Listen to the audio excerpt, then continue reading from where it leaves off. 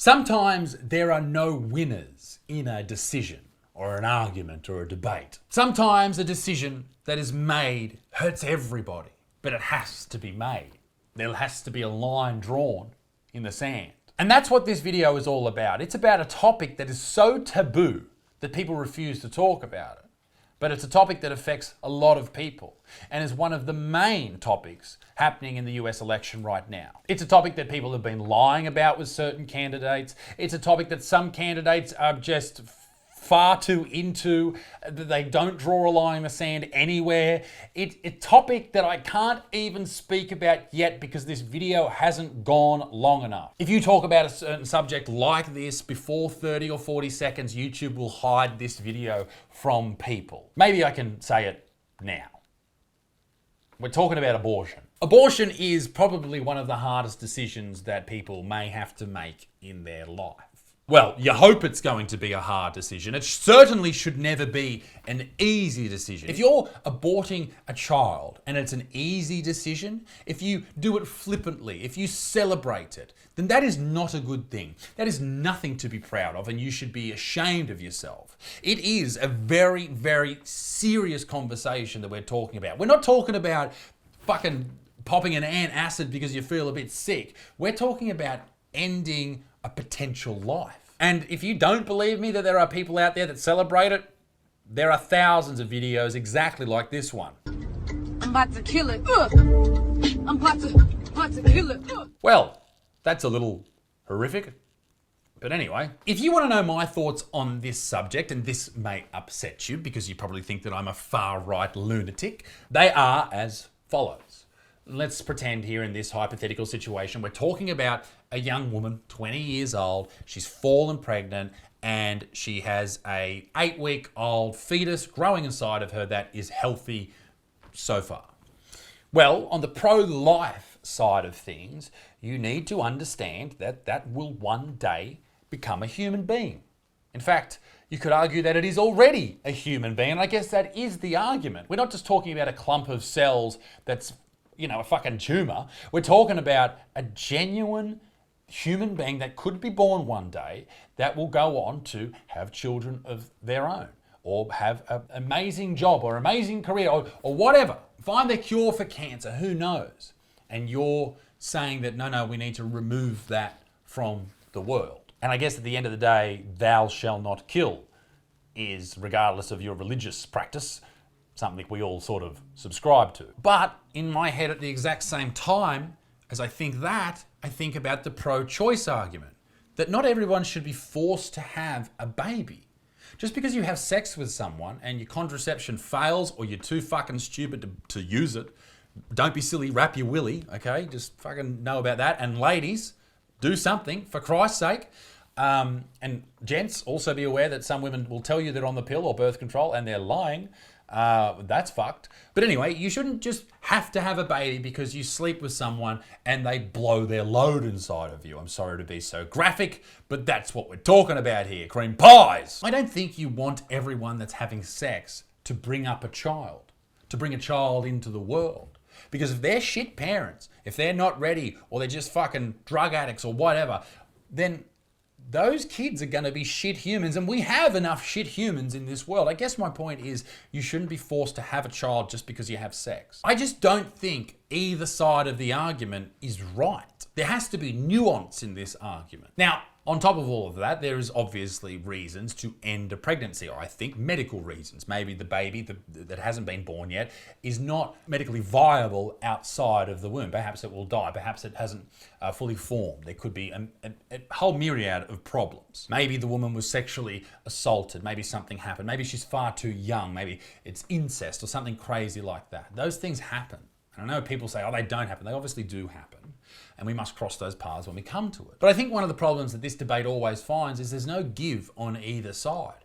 There's no picking and choosing. It's either you're one way or the other. It's very religious or cult-like in the way that these people think, either pro-life or pro-choice. Pro-choice people will never consider the opinions of the pro-lifers, and the pro-lifers will follow suit in response. I mentioned earlier on in the video that this is one of the big topics of debate in the current election in the United States. Donald Trump is being accused of basically banning abortions outright, and Kamala Harris has gone in pretty hard on him for doing so. And people are very angry at Trump, particularly women. They're very angry at the fact that he would ban abortions across the United States. Unfortunately for them, and that argument, he hasn't done that at all. Not even slightly. But before we get to America and Trump and the federal laws that were revoked, and now it is state laws or state officials who make these laws for people living in their own states, let's basically cross off some absolutes here. Late-term abortions are horrific. Horrific. They should never happen. Unless the baby is absolutely going to die or something's horribly wrong, should never happen.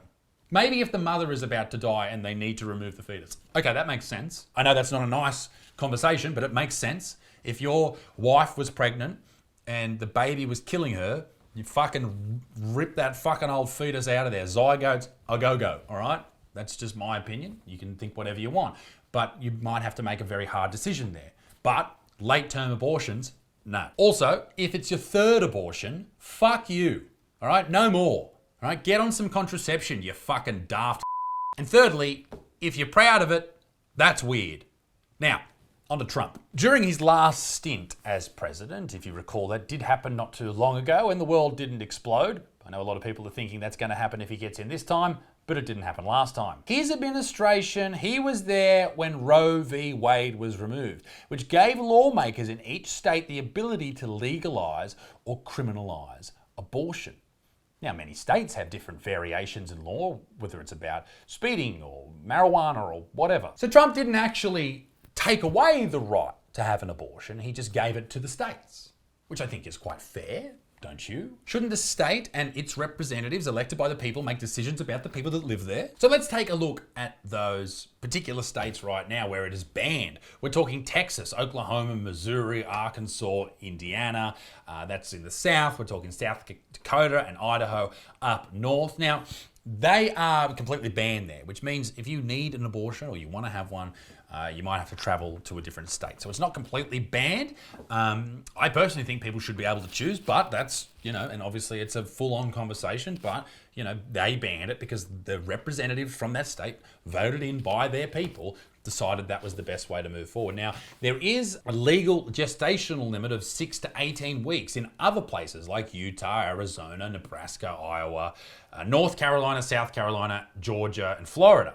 So in those places, if your child is, or the fetus, if you want to call it that, to play fucking word games between the 6 to 18 weeks, then okay, you can do it. It's legal then. In other places, you can do it at any time, right up until the very end of the pregnancy, which is fucking crazy. And it shouldn't surprise you that California is one of them. Some people out there can actually decide to end a life, kill a baby, even if it is viable outside of the womb. It's not just in America, it can happen here in Australia too. Apparently, in Western Australia, they've recently decided that if 2 doctors agree, then you can have an abortion at any time. Pretty crazy. So, does late-term abortion actually happen, or is it just this ridiculous talking point from the right? One big controversy from the last debate is Trump mentioned it, but he got fact-checked by the moderators who were independent. They have abortion in the 9th month. They even have, and you can look at the governor of West Virginia, the previous governor of West Virginia, not the current governor, who's doing an excellent job, but the governor before, he said the baby will be born and we will decide what to do with the baby. In other words, we'll execute the baby. There are, when we talk about third trimester abortions, these are done with the consent of obviously the mother, with the consent of the physicians, more than one physician, by the way. So in this particular example, if a mother is in labor, I can tell you exactly what would happen. The infant would be delivered. The infant would be kept comfortable. The infant would be resuscitated if that's what the mother and the family desired. And then a discussion would ensue between the physicians and the mothers. There is no state in this country where it is legal to kill a baby after it's born. None of Vice President. The infant would be delivered. Wow.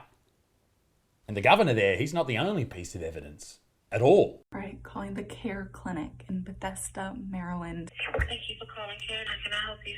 I am looking to have an abortion. How far How long are you? I'm 34 right now. I am in a pretty desperate situation. My boyfriend is kind of out of the picture now, so I don't really have any support. An abortion at any stage is actually much safer than delivering a term pregnancy. It's a 4 to 5 day procedure. We do some basic lab work on you and start to dilate your cervix. After that, we do what we call the fetal injection. A needle is inserted through the abdomen and into the fetal heart where lidocaine is injected, and that will completely numb the fetus so there's no pain. It would appear that it does in fact happen.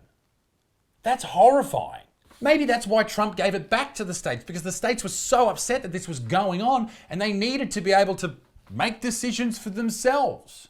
Give them the right to choose. We're going to call the abortion facility and I'm going to tell them I'm pregnant with a 32-week fetus, as you say. Hi, I just turned 32 weeks pregnant. Am I able to come in for an abortion ASAP? I wouldn't be able to see you for the week of the 23rd, so that will put you in 34 weeks.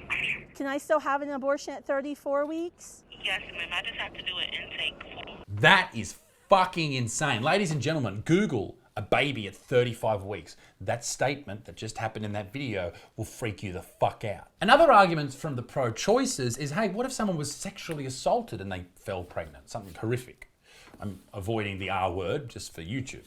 Yeah, that's great. That's horrible. That's awful. It's crazy. Charlie Kirk had an argument against it, and I wanted to watch it for the very first time and actually see if I do agree with him. So if you had a daughter and she was 10 and she got and she was going to give birth and she would and she was going to give birth and she was going to live, would you want her to go through that and carry her baby? That's awfully graphic. But it's a real life scenario that happens to many people. It happens. Absolutely. I don't know how many times it happens or how much it happens, but it definitely happens. So it should be part of the conversation. If that happened to my daughter, I would want that baby gone.